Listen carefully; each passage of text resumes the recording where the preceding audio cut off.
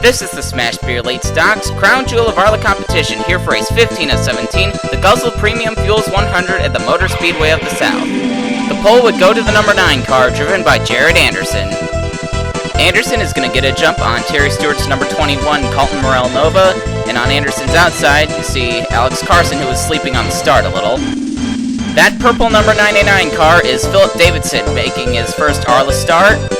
Believe it or not, that team has been around since February and has failed to qualify for a single race up until this week. Davidson qualified 8th, however, he was making his way backwards. New paint jobs for the 19 of the 39 this week. The artists at Barely Bear Monthly have been cooking up possible schemes for Leslie Riggs to run next season.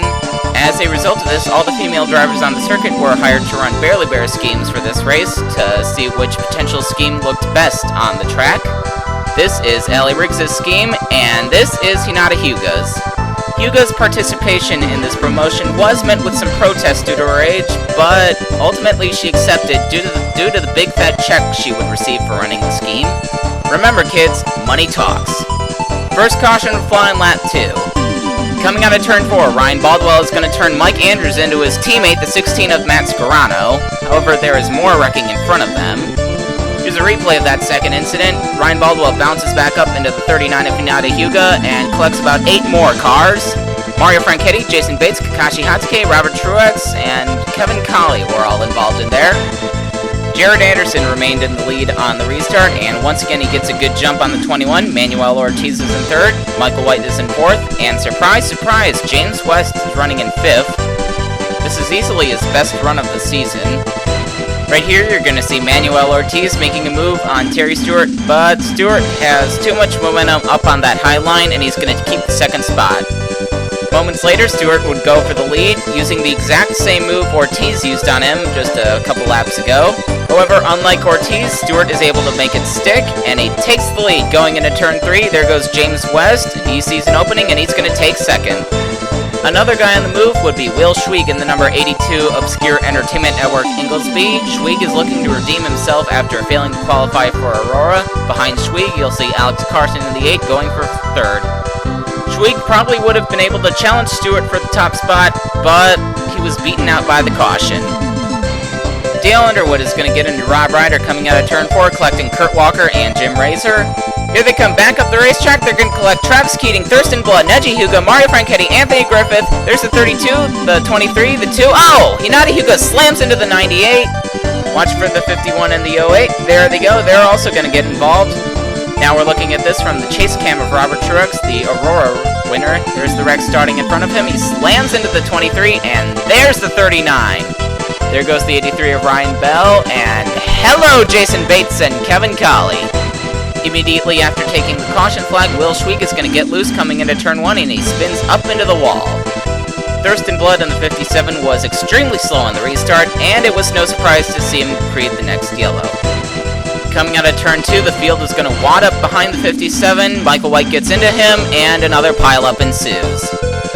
I see the 15 of Bobby Portu spinning. I don't know if that's an isolated incident or if it was caused by the 57. Here, let's take another look at this. Here's the accident starting. Portu slows down and goes high, but Ryan Bell is right there. Bob Steffens and Leslie Riggs are going to go spinning as well. Ricky Navarro gets a piece of that. Another bizarre incident happened under this caution period. Here you see Matt Scarano. He pulls up high into the 29 to Tristan Roberts, and he sends Thurston Blood spinning as well.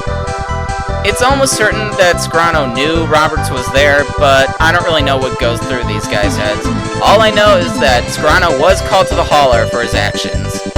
Thurston Blood in the 57 would once again be an obstacle on the restart. However, thankfully he didn't cause another wreck.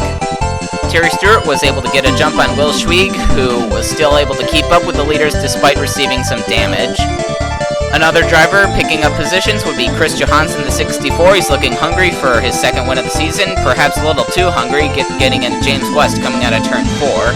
However, Johaanes would be stopped in his tracks by Allie Riggs in the 19, who seems to come from out of nowhere to take the 2nd spot. However, she would be challenged by Alex Carson in the 8. But Johaanes was able to rally back, taking the lead from Terry Stewart. Despite being held up by the 15 of Bobby Portu a little bit, Johaanes is going to bring James West, Harry Nola, and Milano Rossini with him. Johaanes and Enola would break away from the pack, and then Enola decided it would be nice to lead for a while. But then Johaanes would rain on Enola's parade, showing the power of M&J Racing's equipment. Or so we thought. Enola took the lead away from Johaanes, and then Alex Carson took the top spot from Enola. However, he would immediately be challenged by Milano Rossini. Next caution flew in lap 55. The aforementioned Milano Rossini is going to get into Tommy Piper coming out of turn 4, collecting Justin Parker and sending them all into the wall. Rossini would go a lap down for repairs. Jared Anderson would lead on the restart with Chris Johaanes and Harry Enola right behind him. Going into turn 1, you're going to see Anderson dive in front of the lapped car of Anthony Griffith, leaving everyone else to deal with the lapped traffic. However, Enola and Johaanes were able to get by all the slow traffic, and they started chasing down the 9. Also helping the 09 and the 64 would be the 5th caution of the day, which flew in lap 64.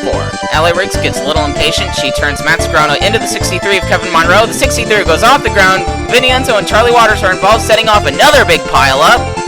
Philip Davidson, Randy Hughes, Michael White, James West, Leslie Riggs, among others. I see Bobby Portu. His hood is completely smashed in. However, the wrecking did not stop there. Emmanuel Ortiz is going to get loose, collecting Justin Parker, Tommy Piper, and Alex Carson.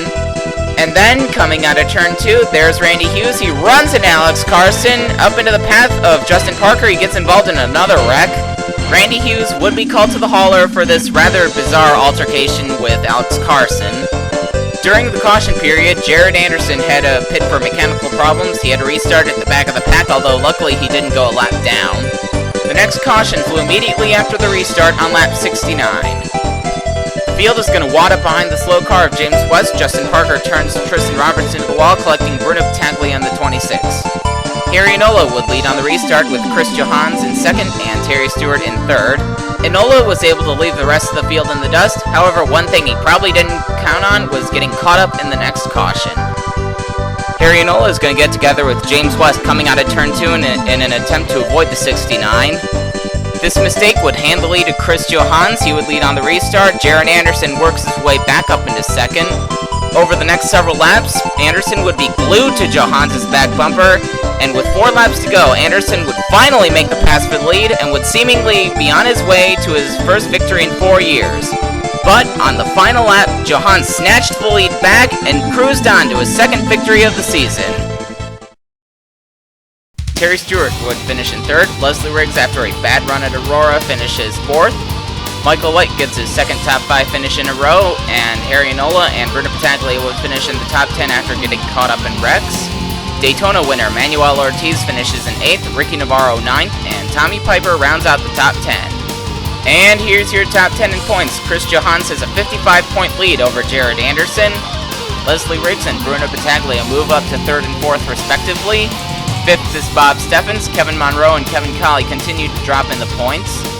Anthony Griffith is in 8th, Terry Stewart moves up to 9th, and Matt Sgrano is in 10th. The next race will be the EY 100 at the California Speedway. This is CJ, signing off.